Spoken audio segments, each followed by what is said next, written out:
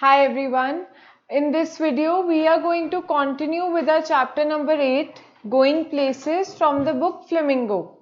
तो हम लोगों ने कहाँ पे इसे लीव करा था? We were at page number 82. And हम लोग ये डिस्कस कर रहे थे कि कैसे सोफी अपने ब्रदर जेफ को अपनी वो फैंटेसीज बताती है and Jeff has started to buy those things. मतलब जो जो सोफी उसको अपनी फैंटेसी और फैंटेसाइजिंग स्टोरीज सुना रही थी वो सारी चीजें Jeff was starting to believe them. और वो उसको क्वेश्चन करता है अकॉर्डिंगली कि ऐसा कैसे हो सकता है. उससे डिस्क्रिप्शन पूछता है छोटी छोटी चीजों की and Sophie every time comes up with a new description. वो स्टोरी सुनाती है and just to make sure कि जेफ हैज स्टार्टेड बिलीविंग कि वो सच में डैनी केसी से मिली थी. We left here when Jeff said it's the unlikeliest thing I have ever heard, he said. Moving on, we'll start from here. On Saturday, they made their weekly pilgrimage to watch United. Sophie and her father and little Derek went down near the goal. Jeff, as always, went with his mates higher up. United won 2-0 and Casey drove in the second goal. A blend of innocence and Irish genius going round the two big defenders on the edge of penalty area with her father screaming for him to pass and beating the hesitant goalkeeper from a dozen yards. So here we get to know that Saturday Aya and they all went to watch the match. United won that match that day and वो describe कर रही थी कि वो लोग उनकी family पूरी नीचे की तरफ जाती थी स्टैंड्स पर and Jeff use to hang out with his friends on the higher area. मतलब जो ऊपर वाले स्टैंड एरिया होता था वहां पर वो उनके साथ हैंग आउट करता था या टाइम स्पेंड करता था. So here they are telling कि कैसे केसी ने डैनी केसी ने सेकेंड गोल मारा था. United won that match with 2-0. Second goal was done by Danny Casey. तो अब वो डैनी केसी के डिस्क्रिप्शन बता रहे हैं that he was a blend of innocence and Irish genius going round the two big defenders on the edge of the penalty area with her father screaming for him to pass. तो यहाँ पर हमें पता चलता है कि Jeff Danny केसी जो है he was an innocent looking guy with those Irish genes in him because वो एक आयरिश मैन था एंड डिस्क्राइब करते हैं कि कैसे वो गोल उसने मारा. Then we get to see how excited their father was. Sophie के फादर कितने excited थे to see him shoot that goal. और वो कैसे गोलकीपर को इतनी दूर से खड़े हुए he wanted just to beat that goalkeeper. Sophie glowed with pride. Afterwards, Jeff was ecstatic. I wish he was an Englishman, someone said on the bus. Ireland will win the World Cup, little Derek told his mother when Sophie brought him home. Her father was gone to the pub to celebrate. What's this you've been telling? Jancy said next week. About what? Your Jeff told our Frank you met Danny Casey. This wasn't an inquisition, just Jancy being nosy. But Sophie was startled. So here we get to know next day क्या होता है कि जैंसी Sophie से पूछती है, वो लोग मिलते हैं नॉर्मल स्कूल के लिए या वॉट एवर. सो जैंसी पूछती है सोफी से क्या है जो मैं सुनने में आ रहा है. तो Sophie was also generally asked कि what are you talking about. तो जैंसी टेल्स हर कि योर जेफ मतलब तुम्हारे भाई ने मेरे भाई मतलब आर फ्रैंक उसको बताया है that you have met Danny Casey कि तुम डैनी केसी से मिली हो. और ये इट वॉजेंट एन इंक्विजिशन. वो कोई इंटरव्यू नहीं कर रही थी उसका, ना ही उसको कुछ she was trying to you know put some allegations और something. But Jansie being nosy मतलब उसकी हैबिट थी जैंसी की कि वो हर कुछ उसे पता होना चाहिए या everything she used to just talk to Sophie और हर छोटी छोटी चीजों के बारे में भी वो उसको बताती थी. But Sophie was startled. But Sophie एकदम हैरान परेशान हो गई कि जेफ ने फ्रैंक को जाकर क्यों बता दिया कि वो डैनी केसी से मिली थी. ओ that. Jancy frowned, sensing she was covering. Yes, that. Well, yes, I did. You never did, Jancy exclaimed. Sophie glared at the ground. Damn that Jeff. This was a Jeff thing, not a Jancy thing. It was meant to be something special, just between them. Something secret. It wasn't a Jancy kind of thing at all. So here we get to know, क्योंकि जानसी को तो पक्का पता था कि ऐसा कुछ भी नहीं हुआ कि सोफी डैनी केसी से मिली हो, ऐसा बिल्कुल पॉसिबल ही नहीं है. She knew it very much that it is true. लेकिन वो फिर भी सोफी से कंफर्म करती है कि ये क्या बोल रही हो तुम सबको कि तुम डैनी केसी से मिली हो. तो मन में अब सोफी अपने सोचती है कि जेफ ने क्यों बता दिया किसी और को कि वो डैनी केसी से मिली. She thought that Geoff would just keep it to himself. उसे लगा कि ये वो सिर्फ उन दोनों का सीक्रेट है. So we have seen earlier also कि कैसे Sophie she used to think of Jeff as a confident, उसका एक ऐसा पर्सन इन द हाउस जिससे वो अपने सारे सीक्रेट शेयर कर सकती है या सीक्रेट शेयर करती है. बट ये वाली बात उसने जाकर आगे बता दी तो उसको बहुत ज्यादा एकदम शी वॉज वेरी स्टार्टल्ड, बहुत हैरान परेशान हो गई कि ऐसा जेफ ने क्यों किया.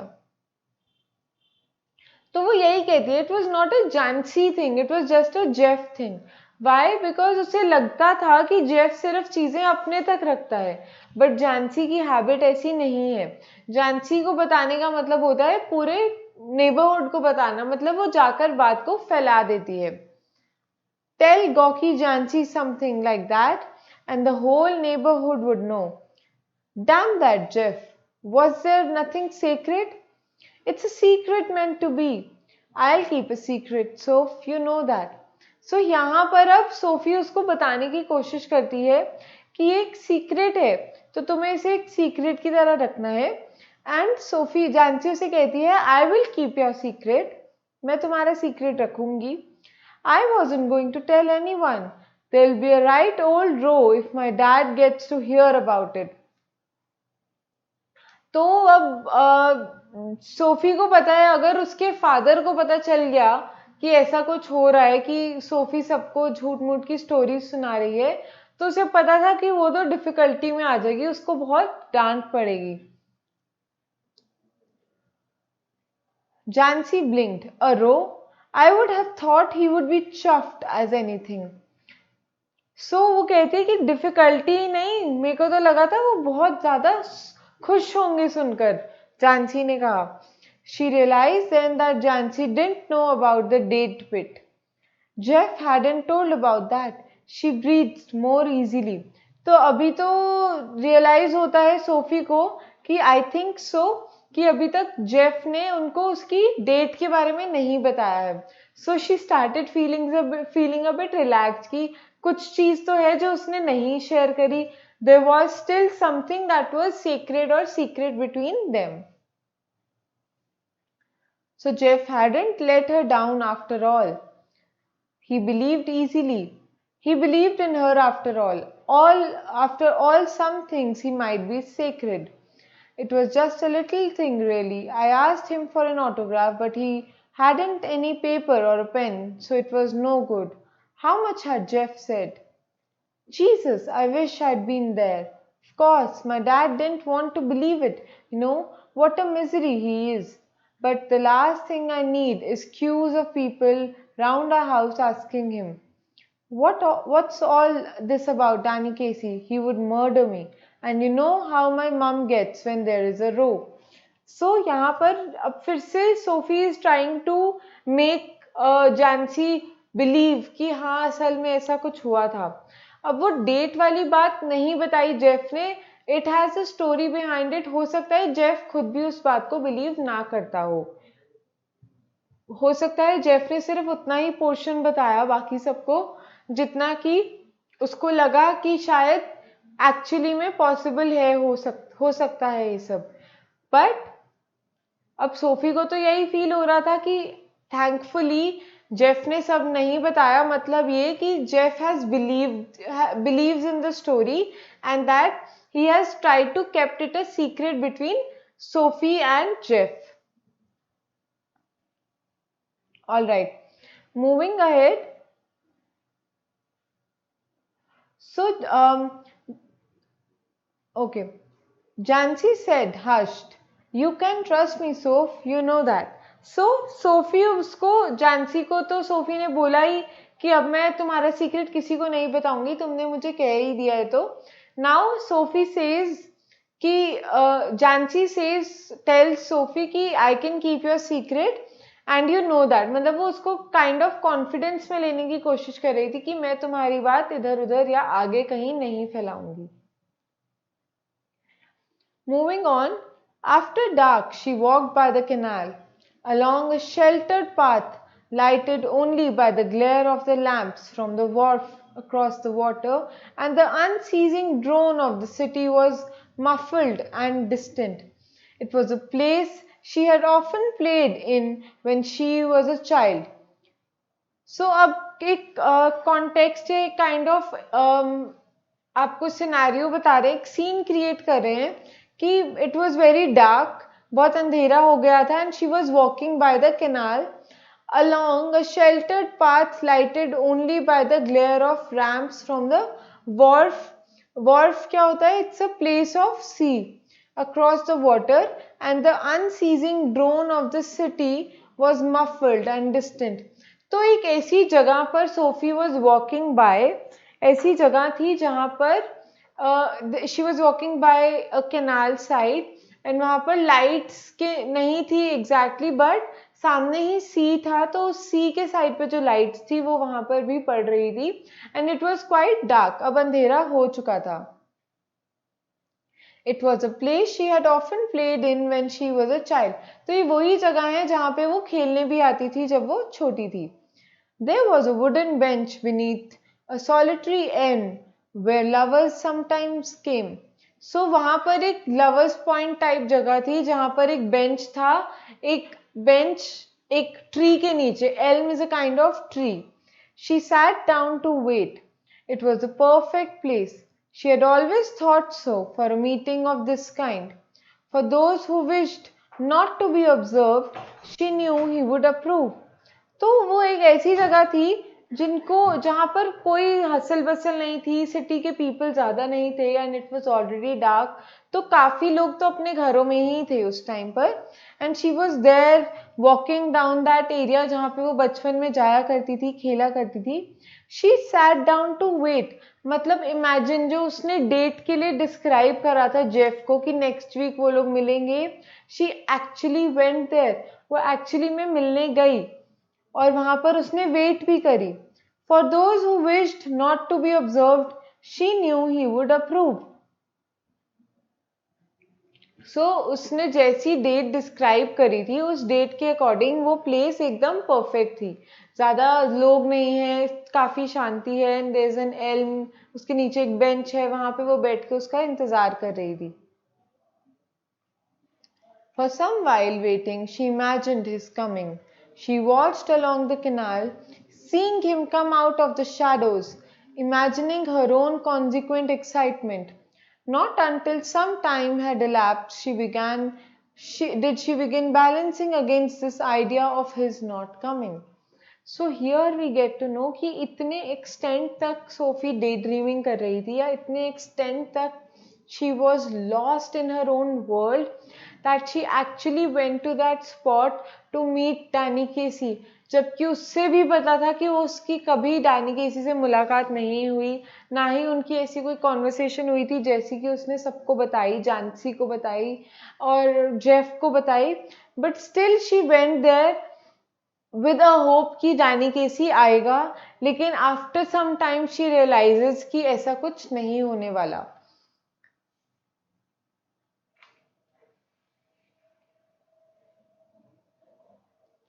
Here I sit, she said to herself, wishing Danny Casey would come, wishing he would come and sensing the time passing by.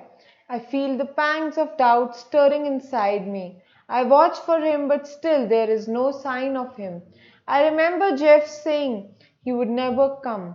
So ये सारी जो बातें हैं, वो वहां पर बैठकर अपने थॉट्स में गुम जाती है कि कैसे वो चाहती थी कि डैनी केसी उससे मिलने आए उस स्पॉट पे, बट जैसे जैसे टाइम निकलता जा रहा था उसे रियलाइज होता गया कि ऐसा कुछ नहीं होने वाला है. There is no such meeting that is going to happen between her and Danny. और उसको डाउट्स आ रहे थे उसके अंदर कि नहीं ऐसा कुछ नहीं होगा. I watch for him but still there is no sign for of him. वो इतनी देर से इंतजार कर रही थी उसका, बट स्टिल उसको कोई भी साइन नहीं नजर आ रहा था उसके आने का. I remember Jeff saying that he would never come. तो उसको अब वो जेफ की बात भी याद आती है कि जेफ ने भी बोला था as if he would ever show up. वही वाली चीज वो याद करती है कि जेफ ने भी यही चीज बोली थी कि वो तो कभी नहीं आएगा. I remember Jeff saying he would never come, and now how none of them believed me when I told them. I wonder what will I do? What can I tell them now if he doesn't come? But we know how it was, Danny and me. That's the main thing. How can you help what people choose to believe? But all the same, it makes me despondent. This knowing I'll never be able to show them they are wrong to doubt me. Despondent का मतलब होता है थोड़ा sad होना या निराश होना. सो यहाँ पर अब वो कहती है कि जेफ ने भी बोला था कि वो नहीं आएगा, और साथ ही किसी ने विश्वास भी नहीं किया था उसकी बात का कि वो आएगा. अब वो ये सोच रही है अब वो जाके क्या बताएगी कि उनकी डेट कैसी रही. डेट के लिए उसने बोल तो दिया था कि अगले हफ्ते हम जाएंगे. अब वो यही उसके थॉट्स मन में आए थे, नेक्स्ट स्टोरी क्या बिल्ड करेगी, क्या वो सोचेगी, क्या वो जेफ को जवाब देगी कि कैसी रही उनकी डेट. अब वो कहती है कि फर्क नहीं पड़ता उसे कि लोग क्या सोचते हैं, because she can not change their thinking. तो उसके माइंड में अभी भी वही चल रहा है, डैनी एंड मी. वो कहती है you know how it was, Danny and me, that's the main thing. तो मेन थिंग उसके लिए क्या है, जो उनकी मीटिंग एक वो ऑलरेडी डिस्क्राइब कर चुकी है, जो वो ऑलरेडी जेफ को बिलीव करवा चुकी है कि ऐसा हाँ हुआ था. How can you help what people choose to believe? But all the same, it makes me despondent, this knowing I'll never be able to show them they're wrong to doubt me. यहाँ पर उसको self realisation होती है, वहाँ बैठे बैठे उसको introspection होती है. Even though she feel sad कि वो नहीं आया वहाँ पे, ही डिडंट शो अप. और सैड और किस बात का, कि अब वो कभी किसी को प्रूव नहीं कर पाएगी. I will never be able to show them that they are wrong to doubt me. कि वो सब लोग गलत हैं उसको डाउट करने में. किसको डाउट करने में? सोफी को डाउट करने में, कि सोफी डे ड्रीमिंग करती है, कि सोफी फैंटेसाइज करती है, and she tells very unrealistic stories to everyone. तो वो ये कहती है कि मैं किसी को कैसे अब विश्वास दिलाऊंगी कि मैं इसे नहीं करती. Excuse me but aunty, oh sorry, so we are here. She waited, measuring in this way the changes taking place in her. Resignation was no sudden thing. So वहाँ पर बैठे बैठे उसको realizations हो रही थी, उसको बहुत सारे thoughts उसके mind में आ रहे थे. She was feeling very low and sad and lonely. तो वहाँ पर वो wait कर रही थी, उसका इंतजार कर रही थी. Measuring in this way the changes taking place in her, उसके अंदर जो जो चेंजेस आ रहे थे, कि कैसे उसका माइंड एक जगह से दूसरी जगह शिफ्ट हो रहा था, क्या उसके माइंड में थॉट्स आ रहे थे कि उसने क्या जवाब देना है जाकर, और कैसे वो यही सोच रही थी कि अब वो किसी को विश्वास नहीं दिला पाएगी that she was not lying. सबको यही लगेगा कि अब वो झूठ बोल रही थी. She waited, measuring in this way the changes taking place in her. Resignation was no sudden thing. मतलब resignation was no sudden thing, कि resignation होता है accepting a situation calmly. कि ये जो acceptance थी, it was not a sudden thing, वो धीरे धीरे उसके अंदर आ रही थी. Now I have become sad, she thought, and it is a hard burden to carry. This sadness, sitting here waiting and knowing he will not come. I can see the future and how I will have to live with this burden. They of course will doubt me as they always doubted me, but I will have to hold up my head remembering how it was.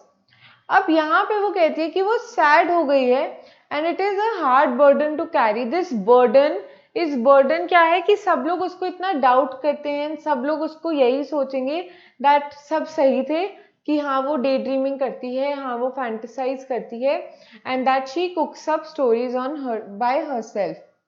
Sitting here waiting and knowing he will not come, I can see the future and how I will have to live with this burden.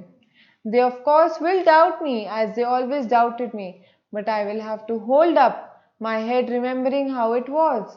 Already I envisage the slow walk home and Jeff's disappointed face when I tell him he didn't come, that Danny, and then he'll fly out and slam the door.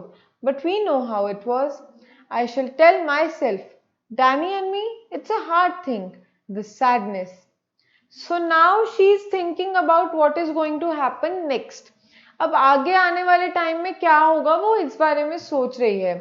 वो यही सोच रही है कि आने वाले time में उसको डैनी को जाकर जेफ को जाकर ये बताना होगा कि डैनी तो नहीं आया. एंड जेफ अपने बिकॉज जेफ को ऑलरेडी यही लगता था कि वो नहीं आएगा, बट सोफी ने उसको विश्वास दिलाया था कि वो आएगा. तो अब जेफ का वो रिएक्शन इमेजिन करिए कि Jeff will just slam his door and he will fly out. तो ये सब चीजें उसको बहुत ज्यादा सैड फील करवा रही थी, क्योंकि जेफ के अंदर तो उसने कॉन्फिडेंस गेन करना चाह रही थी, बट अब वो फिर से डिसअपॉइंट हो जाएगा, वो जो कि नहीं चाहती थी. She climbed the crumbling steps to the street. Outside the pub she passed her father's bicycle propped against the wall and was glad he would not be there when she got home. तो जब वो वापस जा रही थी, she was climbing the crumbling stairs और the steps, तो उसने वो पब क्रॉस करा जहाँ उसके फादर रेगुलरली जाते थे, एंड उसने अपने फादर की बाइसिकल वहाँ पर देखी, तो उसे थोड़ी सी सेटिस्फैक्शन हुई कि thank God his her father would not be home जब वो जेफ को बताएगी या जब वो घर पहुंचेगी. Excuse me, but aren't you Danny Casey? Coming through the arcade, she pictured him again outside Royce's. He turns, reddening slightly. Yes, that's right. I watch you every week with my dad and my brothers. We think you're great. Oh, well now, that's very nice.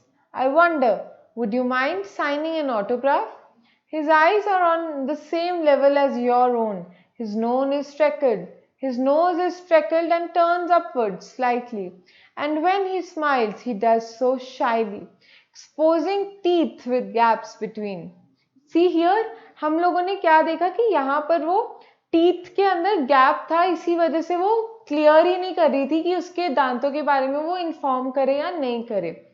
So that was the reason she was not telling Jeff about his teeth, क्योंकि एक छोटी सी imperfection है जो उसको Danny केसी में दिखाई दी, इसीलिए वो इस बारे में मेंशन ही नहीं करती.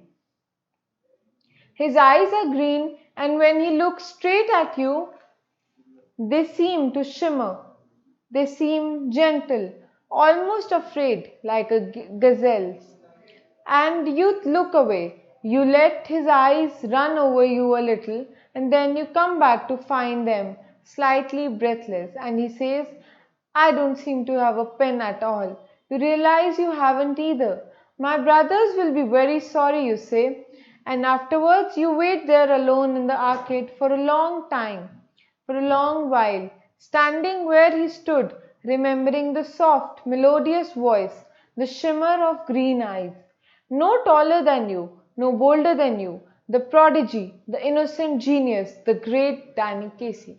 ये सारे पॉइंट्स जो हैं, no taller, no shorter, green eyes, ये सारी डिस्क्रिप्शन सोफी के माइंड में चलती रहती है. This all is imaginary. ये सारी डिस्क्रिप्शन उसके माइंड में है. It keeps on running and this whole fantasising thing, this makes him want Danny Casey. एंड जब वो उसको नहीं मिलता है, जब वो उससे मिलने नहीं आता, she feels very sad, she feels very lonely. And she saw it all again last Saturday, saw him ghost past the lumbering defenders, heard the 50,000 catch their breath as he hovered momentarily over the ball, and then the explosion of a sound as he struck it crisply into the goal, the sudden thunderous eruption of exultant approbation. Exultant का मतलब होता है happy, approbation का मतलब होता है praising या फिर एकदम acceptance होती है. Kind of approbation मतलब इतने सारे लोग जो स्टेडियम में प्रेजेंट थे उन सबकी ब्रेथ रुकी हुई थी when he was just striking that goal or when he was just crisply shooting that goal into the goal post. So ये थी सारी story. So we get to know कि सिर्फ सैटरडेज को ही इन रियलिटी सोफी देख पाती थी Danny Casey को, otherwise there was no such meeting held. ये सारा का सारा गेम या ये सारी की सारी मीटिंग सिर्फ और सिर्फ उसके माइंड में थी. This is all that she wanted but she could not get. So all this was about the story Going Places.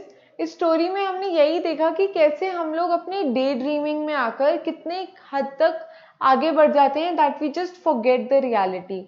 हमें रियलिटी को या we need to hold to the ground and move on in life and not fantasize so much that we are just into that world. All right, let's discuss the questions now. First question क्या है आपका? Sophie and Jancy were classmates and friends. What were the differences between them that show up in the story? So हमें पता है Sophie and जानसी बहुत ज़्यादा different थे. We know both of them were quite different. उनके कुछ characteristics थे जैसे कि Sophie and Jansie they had very contrasting characteristics and all together different approach towards life. Jansie जो है वो काफ़ी प्रैक्टिकल थी and her feet were grounded with reality. She was very practical, she was very realistic. Whereas Sophie was a daydreamer, she lives in an imaginary world, she does not care about the present. Or whereas Jancy constantly kept on reminding Sophie about the real world and about the real scenario, about the real situations. जैसे कि जानसी को पता था कि both of them were earmarked to go into the biscuit factory, but still Sophie was only and only dreaming about owning a boutique and becoming an actress and running a boutique side by side and all those things. तो ये सारे points आप इसमें लिख सकते हो. That Sophie liked to keep secrets, but Jancy was the one who used to tell everyone about it. और आप लिख सकते हो कि Jansie was very nosy and Sophie के बारे में लिख सकते हो that she was a daydreamer और वो बहुत ज़्यादा अपने इमेजिनरी वर्ल्ड में रहती थी. All right, next question. How would you describe the character and temperament of Sophie's father? So Sophie's father is a happy go lucky man. We have seen कैसे वो बस एंजॉय करते थे वीकेंड्स पर and काम से आकर खाओ, टीवी देखो, ये सारी चीजें. He does not appear to be either soft or even sophisticated. Heavily breathing man, he was a heavily breathing man and he does not believe in his daughter's wild stories. ये तो हमने देख ही लिया था कि जब जेफ उनको बताता है that Sophie met Danny Casey, तो कैसे he was just he was very disappointed and he straight away looked at Sophie with those eyes and murmuring. तो इसलिए हमें पता है कि he did not like his daughter's wild stories and ignored her completely. Also we can say that he is rather a dominating person and a typical representation of a lower middle class family.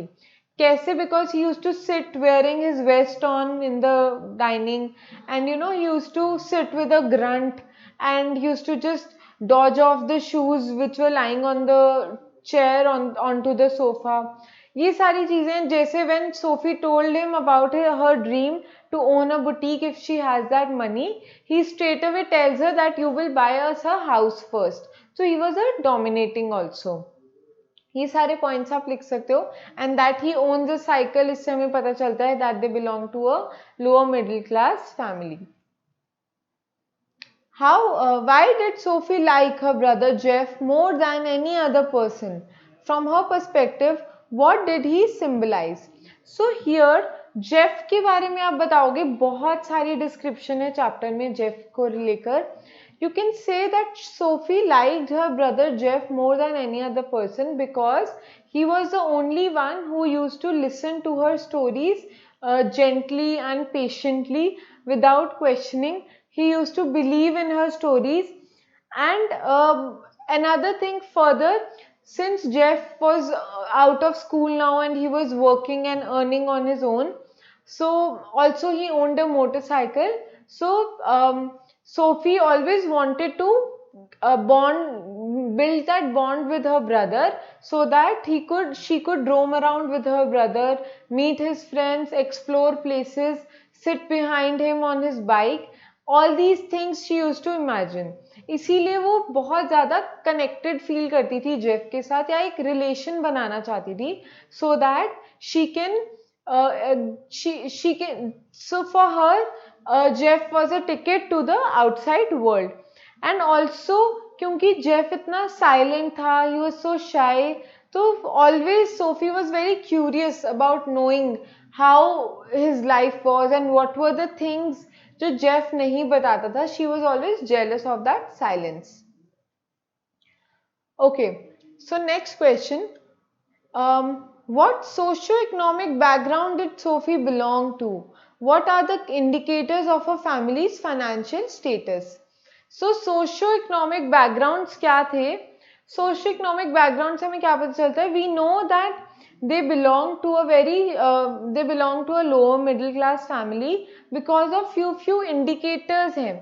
One was that they were living in a small house, suffocated था, वहीं पे there were piles of unwashed dishes, and that Sophie's mother was the one doing those dishes. And you can write down that his father owned a bicycle, which tells us again that they were a lower middle class family. Then you can say कि they used to go that his father used to go to the pub to enjoy. ये आप बात बता सकते हो. और आप क्या बता सकते हो कि कैसे उसकी मदर ने जो एप्रिन पहना था, दैट हैड एन इनकॉन्ग्रुएंट बो, मतलब वो न्यू कपड़े भी नहीं अफोर्ड कर सकते थे regularly. So all these things tell us about the fact that they were living that they belong to a lower middle class family.